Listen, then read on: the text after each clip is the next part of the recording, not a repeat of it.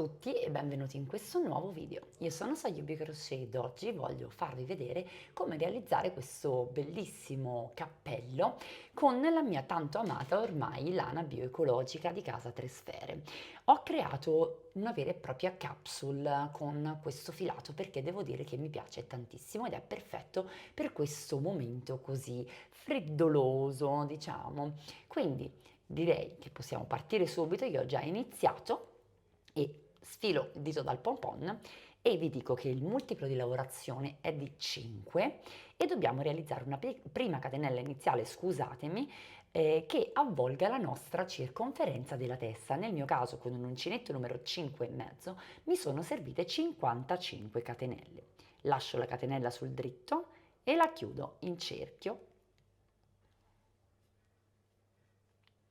Realizzo 3 catenelle e nello stesso punto da dove partono le mie 3 catenelle entro con 3 maglie alte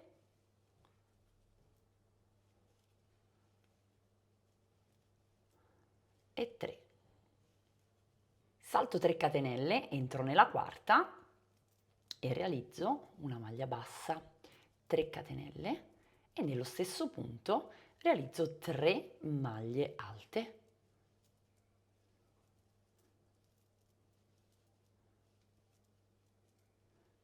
Di nuovo salto 3, entro nella quarta con una maglia bassa, 3 catenelle e nello stesso punto 3 maglie alte.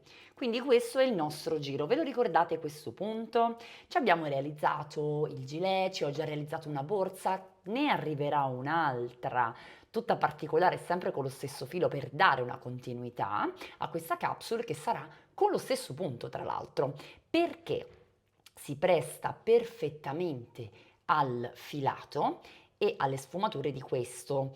Oltre al fatto che è un filato veramente stupendo, l'intenzione è quella di mostrare il punto in tutte le sue forme, quindi sia su pannello che con bordatura che su lavorazione in cerchio, quindi in tondo. Ed eccoci qua, infatti. Continuiamo per l'appunto per tutto quanto il nostro giro in questa maniera. Termino il mio giro agganciandomi alla terza catenella della prima sezione del mio lavoro con una maglia bassissima.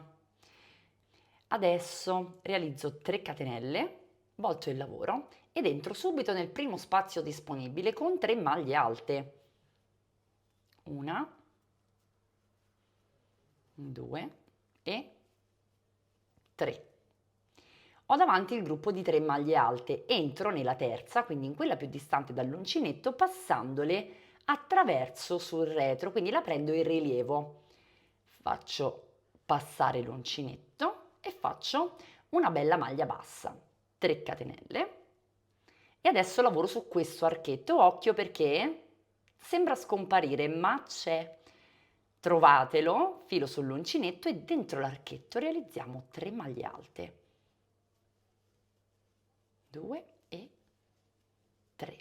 Questo secondo giro e tutti i giri che arriveranno saranno strutturati in questo modo. Quindi adesso io vado a prendere la terza maglia alta che ho dall'uncinetto, sempre in rilievo, prendo il filo, maglia bassa, 3 catenelle e nell'archetto che è nascosto ci realizzo 3 maglie alte e continuo così per tutto il giro. Arrivo alla fine del mio giro e chiudo nella terza catenella con una maglia bassissima e replico 3 catenelle, volto il lavoro ed entro subito nello spazio che ho davanti a me con le mie 3 maglie alte.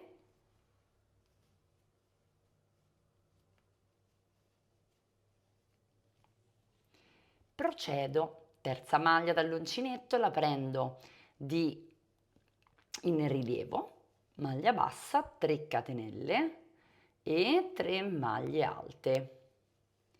Quello che devo fare è procedere in giri esattamente identici a quelli che ho spiegato fino a raggiungere l'altezza che desidero, quindi potremmo indossare quella che inizialmente sarà una fascia che poi andrà un pochino più ad allungare e decidere dove vogliamo terminare il nostro cappello. Poi faremo una piccola operazione che vi faccio vedere tra poco, quindi mi raccomando non allungatelo tantissimo, non fate in modo che copra completamente tutta la testa, ma fermatevi un paio di giri prima.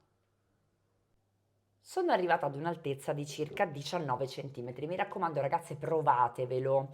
Fatto questo, chiudo il mio giro, catenella di sicurezza e sfilo. Mi lascio una lunga coda e prendo il mio ago da lana. Ciò che devo fare ora è arricciare semplicemente all'estremità il mio cappello e per poterlo fare passo semplicemente attraverso i punti, in questo modo, e portandomi il filo appresso, tirando un pochino la lavorazione naturalmente, perché lo scopo è proprio quello di fare una chiusura, senza però diminuzioni o altro e senza sovraccaricare di filato. E quindi procedo in questo modo, vedete? Tiro e faccio questo percorso, vedete già come sta chiudendo, anche più volte, quindi una volta terminato il primo giro, se vedo che c'è ancora un po' di apertura, procedo con un secondo giro. In questo caso non creeremo ulteriore volume, come se facessimo delle diminuzioni, ma resteremo stabili con la dimensione del nostro cappello, della nostra estremità superiore.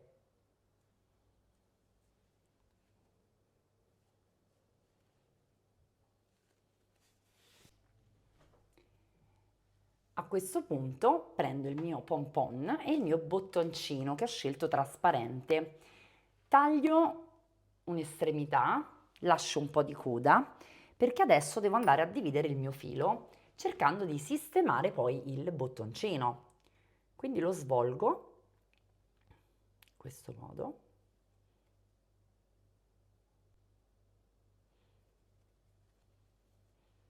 Intanto faccio un bel nodo per assicurarmi tutto e comincio ad applicare il mio bottoncino trasparente all'estremità del cappello con l'aiuto di un ago.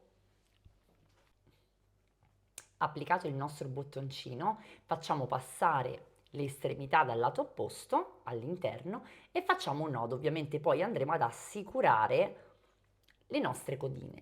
Ci resta da applicare semplicemente il nostro pompon, vedete che ha la sua bella asola, sì, sta dove deve stare, e adesso possiamo rifinire il nostro cappello con un bordino. Quindi riprendo il mio uncinetto, entro in una delle catenelle di base e realizzo un giro, nel mio caso a maglia bassa. Io inizio una serie di maglie basse a completare tutto il mio giro. Su ogni catenella iniziale strutturo una maglia bassa, mi porto appresso naturalmente le codine, come vedete, e ovviamente voi qui potrete andare a scegliere la bordatura che desiderate. Io sono già arrivata a una lunghezza perfetta del mio cappello e quindi non voglio creare maggiore volume nella parte superiore della testa, avendo io una testolina piccola. Però ovviamente qui poi sarà a voi capire anche qual è l'estetica che preferite maggiormente. Fatto questo possiamo concludere con una catenella di sicurezza e tagliare il filo nascondendo naturalmente tutte le codine. Eccolo qua come si presenta il nostro cappellino.